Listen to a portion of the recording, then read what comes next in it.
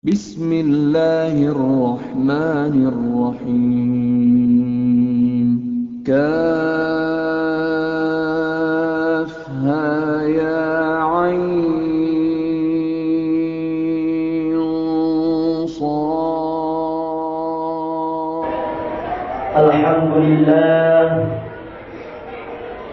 Alhamdulillah Rabbil Alamin. Alhamdulillahi radiya lana al-Islam dina wa ba'atha ilayna Muhammadan rasulan shadiqan amina. Nahmaduhu haqqal hamd wa nas'aluhu at-tawfiq wal rushd. Ashhadu an la ilaha illallah wahdahu la sharika lahu وأشهد أن محمدا عبده ورسوله لا نبي ولا رسول بعد أما بعد فيا عباد الله أوصيكم ونصي بتقوى الله وطاعته فقد فاز المتقون كما قال الله تعالى في كتابه الكريم وهو أصدق القائلين بعد أعوذ بالله السميع العليم من الشيطان الرجيم يا أيها الذين آمنوا اتقوا الله حق تقاته ولا تموتن إلا وأنتم مسلمون كما قال الله تعالى في آية أخرى أعوذ بالله من الشيطان الرجيم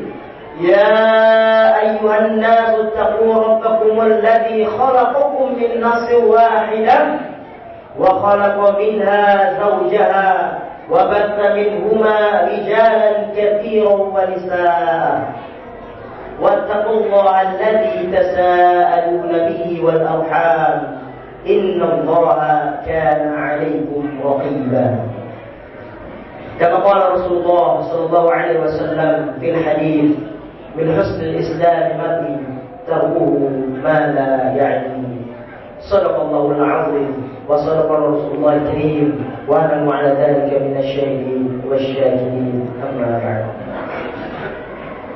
إخوة الإيمان jamaah sidang salat Jumat yang dimuliakan Allah Subhanahu wa taala.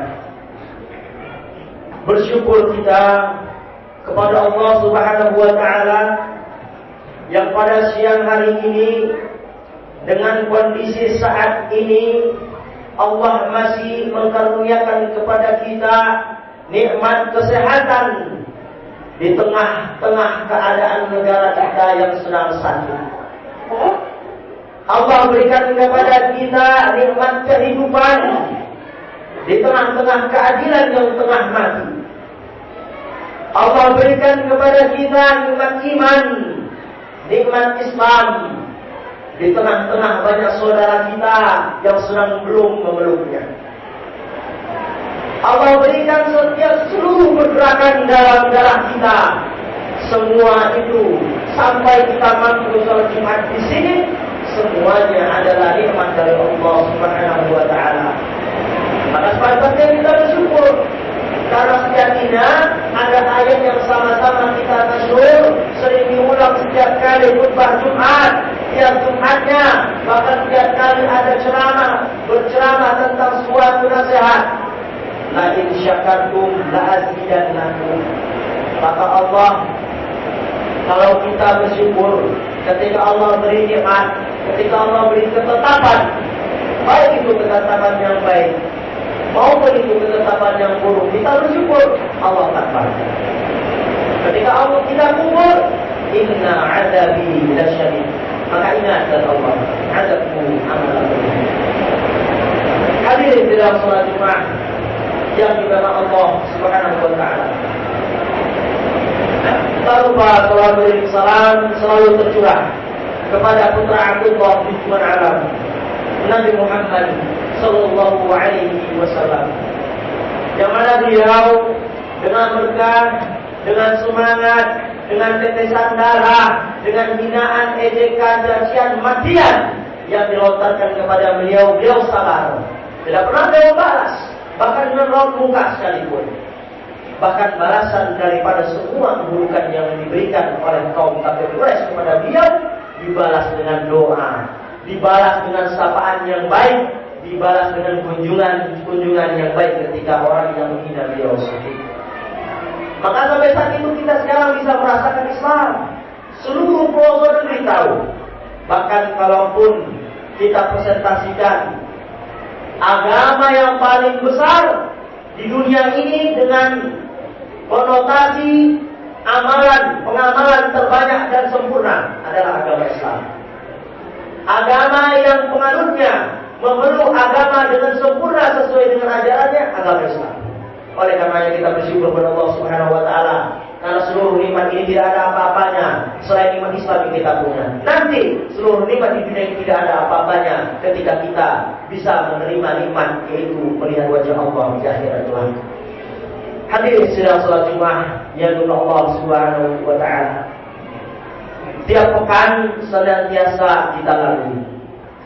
Hari demi hari, jam ke jam, pekan demi pekan, Jumat ke Jumat, bahkan tahun ke tahun. Dulu 2021. Tak lama setelah itu sekarang sudah berada di 2022. Pertanyaannya sekarang, apakah yang kita dapat dari setiap pergantian waktu yang Allah berikan kepada kita? Apakah kita hanya tersenyum dia ketika mendapatkan waktu terus berganti? Kita sebelumnya anak kecil, bapak-bapak, jamaah, seluruhnya dulu hanyalah anak-anak kecil yang merengek di pangkuan ibunya. Ketika itu menjadi anak remaja, kemudian menjadi orang dewasa. Sekarang sudah bisa mengambil atau merasakan bagaimana menjadi seorang ayah. Waktu terus begitu cepat bergulir. Tapi adakah kesan setiap waktu itu berpindah ke dalam diri dan ibadah kita? Mestinya setiap waktu yang kita lewatkan membuahkan satu nilai kebaikan. Maka ketika satu waktu terlewatkan membuahkan nilai keburukan, kita beristighfar kepada Allah Subhanahu wa taala.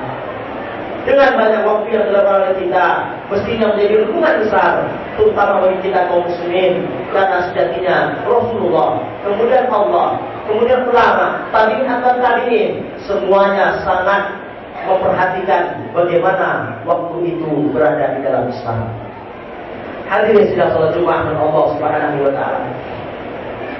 Terkait daripada semua itu, waktu yang terus kita lewati ujungnya adalah berjumpa dengan namanya ajal. Tidak bisa dipungkiri, seluruh yang hidup pasti akan mengalami ajal. Dia pejabat punya banyak uang, pasti mati. Dia ustaz punya banyak ilmu, pasti mati. Dia orang biasa sekalipun pasti mati. Dia adalah tentara yang badannya kokoh dan senantiasa tertancap di tanah, pasti mati. Tidak ada manusia yang kekal hanya Allah Subhanahu wa taala. Semua manusia tahu prinsip itu. Masalahnya tidak ada yang merenungi prinsip yang kita ketahui itu. Allah jelas berfirman dalam Quran surah Ar-Rahman ayat 26 sampai 27. Allah taala berfirman, "A'udzu billahi samil 'alim minasyaitonir rajim. Kullu man 'alaiha fan." Bahwa semua yang di muka bumi pasti binasa. Wa yabqa wajhu rabbika dzul jalali wal ikram. Wa yabqa wajhu rabbik, yang kekal hanyalah wajah Rabbmu, yang kekal hanya Allah Subhanahu wa taala, dzul jalali wal ikram, yang mana kekalnya tersebut yang mana memiliki kebesaran, lagi mana memiliki kemuliaan, hanya Allah yang kekal. Allah bertegas dalam Quran surah Al-Imran surah ketiga ayat 185. Kullu nafsin dha'iqatul maut. Semua yang bernyawa, kita manusia, binatang, tumbuhan, semua makhluk hidup pasti akan mengalami kematian. Wa innamal tuwaffawna ujurakum yaumal qiyamah. Semua amal kebaikan yang kita lakukan di dunia mungkin bisa dibalas kebaikan hadirin sekalian.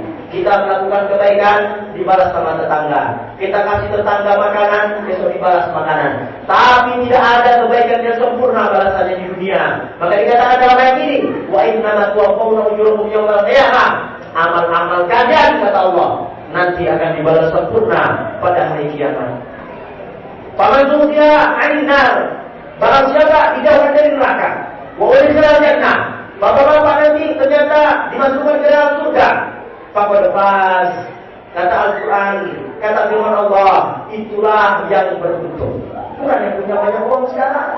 Punya banyak uang penting, muslim mesti kaya untuk digunakan dalam kebaikan. Wa mal hayatud dunya illa mata'ul ghurur. Bahwasanya tidak lain tidak bukan dunia hanyalah sebuah permainan. Tidak lain tidak bukan dunia adalah sebuah sandiwara, sebuah permainan yang memperdaya diri kita. Oleh karena hadirin Allah Subhanahu wa taala dipertegas pula oleh salah satu ayat daripada Al-Qur'an yang berbunyi, wa likulli ummatin ajal. Setiap yang memiliki nyawa, kita umat manusia, setiap manusia umat anak cucu Adam, semua kita pasti akan memenuhi ajalnya. Fa idza jaa ajaluhum, kalau sudah tiba ajal mereka, entah tua, entah muda, la yastakhiruna sa'atan wa la yastaqdimun. Amal saya sudah banyak, mundurlah sedikit. Amal saya sudah banyak, segerakanlah. Amal saya masih sedikit, mundurkanlah sedikit. Tidak bisa. Tidak dapat dimajukan barang sedikit pun, tidak dapat dimundurkan barang sedikit pun. Itulah kematian. Itulah yang mesti kita ketahui secara bersama. Kematian.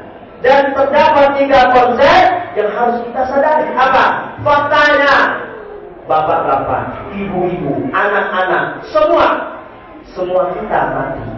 Faktanya kita semua akan mati. Masalahnya kita belum punya bekal. Dan solusinya, mari sama-sama kita perbanyak bekal.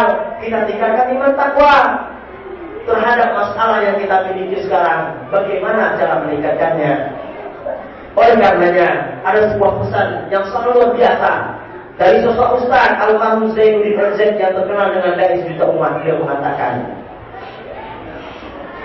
berpikirlah di waktu pagi, bekerjalah di waktu siang, makanlah di waktu sore, dan tidurlah di waktu malam. Apa pesannya? Berpikirlah di waktu pagi, wahai anak muda, mumpung masih muda, belajarlah. Lakukanlah yang terbaik. Jangan sia-siakan masa mudamu. Lalu bekerjalah di waktu siang, karena ilmu sudah mumpuni ketika muda, maka amalkanlah ketika sudah dewasa. Lalu makanlah ketika sore. Ketika sudah diamalkan ilmunya, maka tinggal menuai hasil ketika sudah tua. Dan tidurlah di malam hari. Dan ketika semua sudah dilaksanakan, alamatlah kita bisa tidur, kita bisa mati dengan tenang. Bagaimana kita mati mau tenang kalau seluruh amal kita buruk? Bagaimana kita mau mati pada Allah dengan tenang ketika kita tidak punya amal bekal yang dibawa? Masalah ini bukan masalah sepele, tetapi masalah besar yang kita hadapi bersama. Masalah yang tidak bisa disolve dengan uang. Masalah yang tidak bisa dijawab dengan akal yang punya ilmu banyak. Masalah ini hanya dapat dipecahkan dengan amal-amal kita, amal-amal kebaikan dan amal-amal soleh kita. Hadirin sedang sholat Jumat kepada Allah Subhanahu wa taala.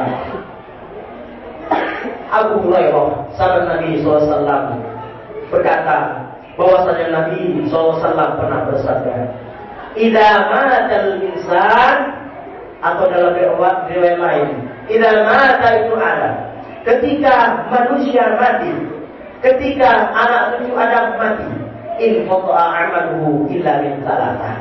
Semuanya terputus, yang sholatnya lama, tahajudnya rajin, duhanya tak pernah lewat, semuanya terputus. Illa min thalathah, kecuali 3. Illa min shadaqatin jariyah, sedekah jariyah, wa ilmun yuntafa'u bih, dan ilmu yang bermanfaat, wa walidin salih yad'u lah, dan doa anak yang saleh. Kita kupas bersama. Hadirin saudara sholat Jumat, kepada Allah Subhanahu wa taala. Pertama, amalan yang tidak terputus meski kita sudah mati adalah sedekah jariah. Bapak-bapak, jamaah sekalian, ketika bisa membangun suatu amal, ketika punya uang bisa membangun mushola, bisa bersama-sama membantu dana untuk membangun masjid, untuk membangun jalan raya, membangun fasilitas umum, sumur dan sebagainya, itu akan menjadi sedekah jariah bagi kita. Tapi ada sedekah jariah yang ringan, sedekah jariah yang sangat ringan, yang bisa diamalkan, tidak mesti harus orang kaya. Apa? Menyedekahkan harta kita untuk anak-anak para penghafal Quran, diberikan Al-Quran, karena Al-Quran itu akan mereka baca, akan mereka hafal. Tidak ada sejarahnya orang yang menghafal Quran hanya sekali lewat hafal. Imam Syafi'i, meskipun begitu, beliau tetap mengulang-ulang Al-Quran, meski hafal dalam usia 7 tahun. Makanya ketika Bapak menyumbangkan Al-Quran untuk para penghafal Quran, sejatinya dia akan mengulang terus bacaannya. Ketika sudah hafal akan terus diulang, sampai dia mati akan terus diulang. Bahkan ketika dia punya murid, dia akan ajarkan, nanti muridnya akan mengulang, akan mengalir pahala sampai meski Bapak telah mati, meski jamaah sekalian telah mati, meski kita semua telah meninggal dunia karena Allah Subhanahu wa taala. Ini amal jariah. Maka orang yang rajin bersedekah, setidaknya banyak keutamaan dia dapatkan. Dan di sini ada 5 keutamaan penting. Pertama, orang yang rajin bersedekah, maka Allah Subhanahu wa taala akan melipat gandakan hartanya, Allah akan lipat gandakan pahala amal sedekahnya. Hadis dalam Quran surah Al-Hadid ayat 18 Allah taala berfirman, "A'udzu billahi as-sami'il 'alim minasy syaithanir rajim. Innal musaddiqin, sesungguhnya orang yang bersedekah laki-laki, wal musaddiqat, baik juga sedekah perempuan, wa aqradullaha qardan hasana, dan dia meminjamkan, dia memberikan hartanya dengan pinjaman terbaik kepada Allah, yudha'afu lahum, Allah balas berlipat-lipat ganda. 1.000, 10.000 Allah balas. 100.000, 1.000.000 Allah balas. Allah balas berlipat-lipat ganda. Walahum ajrun karim. Allah berikan pula pahala yang mulia. Ini pertama yang kita sadari. Sedekah bukan cuma-cuma. Sedekah ini amalannya orang-orang yang kaya punya akhirat. Utsman bin Affan, Abdurrahman bin Auf, orang yang hijrah tanpa membawa apapun dari Mekah ke Madinah, sampai Madinah jadi orang yang kaya lagi. Kenapa? Sedekah. Kemudian orang yang bersedekah, keutamanya yang kedua, orang yang bersedekah akan mendapatkan dipanjangkan usia, dicegah dari kematian yang buruk. Hadis riwayat Tabrani jelas mengatakan, sedekahnya orang mukmin itu dapat menambah umurnya dan mencegahnya dari kematian yang buruk, dan Allah akan hilangnya setidaknya 3 penyakit. Pertama, Allah hilangkan penyakit sombong. Kedua, Allah hilangkan penyakit kefakiran, miskin. Yang ketiga, Allah hilangkan penyakit ujub, bangga sama diri sendiri. Punya amal bangga, Allah akan hilangkan. Dengan apa? Dengan sedekah. Kemudian yang ketiga, orang yang bersedekah akan Allah gugurkan dosanya. Maka dalam hadis yang Imam Tirmidzi dikatakan, orang mukmin, orang yang bersedekah itu akan hilang berguguran dosanya sebagaimana air yang memadamkan api. Hadirin saudara-saudara Jumat Allah Subhanahu wa taala. Baru 3, kalau hati kita bergerak, maka itulah wajilat qulubuhum ayatu zadat imanan. Kalau hati kita bergerak, maka itulah kita orang-orang yang senantiasa dijaga hati oleh Allah Subhanahu wa taala. Yang keempat, keutamaan orang yang rajin bersedekah adalah orang yang rajin bersedekah akan Allah berikan kemuliaan kelak nanti, naungan di yaumil kiamah. Karena dalam hadis Nabi sallallahu alaihi wasallam disampaikan hadis Imam Ahmad, naungan orang mukmin pada hari kiamat adalah sedekahnya. Dan yang terakhir, orang yang rajin bersedekah akan Allah jauhkan dirinya dari api neraka. Perintah Nabi jelas dikatakan bahwasanya jauhkanlah dirimu dari api neraka. Perintah untuk siapa? Untuk kita umatnya. Jauhkan dirimu dari api neraka walaupun dengan sebutir kurma. Itu tentang sedekah jariah. Sedekah yang dapat menyelamatkan kita. Harta bapak, harta saya, harta kita semua jemaah, bukan harta kita sepenuhnya. Di situ ada sisipan harta anak yatim. Di situ ada sisipan orang-orang yang membutuhkan. Dan mari kita selamatkan harta kita dengan memberikan kepada Allah Subhanahu wa taala yang sejatinya Allah tidak butuh, tapi akan kembali untuk kita yang membutuhkan dari dunia kiamat. Kemudian yang kedua, membawa ilmu yang bermanfaat. Kenapa? Sekilas kita ulas bahwasanya ilmu tidak semua bermanfaat. Rasul berdoa, Allahumma inna nas'aluka ilman nafi'an. Dan salah satu doa yang boleh diminta nambah oleh Allah adalah ilmu. Rabbi zidni ilman warzuqni fahman. Oleh karenanya kita berdoa. Ketika kita tidak bisa bersedekah, kita berdoa semoga ilmu kita merupakan ilmu yang bermanfaat. Kemudian selanjutnya yang terakhir, doa anak yang soleh, wa walidin soleh jadi'ulah. Bagaimana anak yang soleh kalau seandainya orang tuanya tidak mengajarkan yang benar? Bagaimana soleh? Dimulai dari orang tua. Pertama, ibu, perhatikan ibunya. Al-ummahat madrasatul ula. Ibu adalah madrasah pertama bagi anaknya. Ibunya baik, perempuan dunia ini baik, maka baik anaknya, baik kader-kader ke depannya, dan baik generasi muda kita yang akan teruskan perjuangan kita ke depannya. Yang kedua, perhatikan ucapan kita selaku orang tua. Bila kita melihat ada peristiwa yang sering diulang-ulang di TV-TV tentang episode berikutnya, kita salahkan anaknya itu durhaka. Padahal sejatinya, kalau seandainya ibunya menyumpahkan anaknya untuk kebaikan, maka jadi anaknya untuk kebaikan. Kenapa? Kalau kita tahu Imam Sudais, Imam Mekah yang sering murotalnya di mana-mana, setiap Jumat disampai murotalnya diulang-ulang. Imam Sudais dulu nakal yang minta ampun. Tapi ketika itu apa kata ibunya? Nakal kali kamu, nakal kali kamu. Saya doakan kamu jadi imam Masjidil Haram dan terbukti jadi. Tandanya apa? Doa orang tua sama mustajab. Jangan pernah katakan yang buruk kepada anak meski nakal sekalipun. Oleh karenanya dibentuk dari orang tua, dibentuk dari akhlak orang tua. Maka nanti akhlak anak akan mengikuti kebiasaan akhlak orang tua. Dan mudah-mudahan setelah itu, ketika kita bisa membina diri kita selaku orang tua, maka anak kita akan mendapati anak soleh yang senantiasa mendoakan kita meski kita telah tiada di dunia ini. Hadirin sudah sholat Jumat Allah Subhanahu wa taala. Itu 3 pesan Nabi. 3 yang mana ketika kita wafat sekalipun tetap ada mengalir ke dalam jiwa kita nantinya di yaumil kiamat. Kita nantinya di alam kubur. Kita nantinya sedang tidak di dunia. Maka dari itu kita mulai koreksi diri. Tiap Jumat yang kita lalui apa saja sudah kita lewati. Apakah sudah ada sedekah jariah kita? Apakah sudah ada ilmu kita? Ilmu tentunya bermanfaat. Apakah kita punya anak yang soleh mendoakan kita? Usahakan ada salah satu. Kalau tidak, kita akan merugi dan termasuk orang-orang yang tidak bisa mendapatkan kebaikan setelah kita tiada nanti di dunia ini. Mudah-mudahan Allah Subhanahu wa taala senantiasa memberikan kita, khususnya jamaah yang sudah berada di Masjid At-Taubah ini, umumnya kepada kaum muslimin, berada dimanapun berada, Allah senantiasa berikan keberkahan, baik Allah turunkan keberkahan itu dari langit maupun Allah keluarkan dari muka bumi. أعوذ بالله السميع العليم من الشيطان الرجيم إنا أعطيناك الكوثر فصل لربك وانحر إن شانئك هو الأبتر. بارك الله لي ولكم في القرآن العظيم ونفعني وإياكم بما فيه من الآيات والذكر الحكيم وتقبل مني ومنكم تلاوته إنه هو الغفور الرحيم.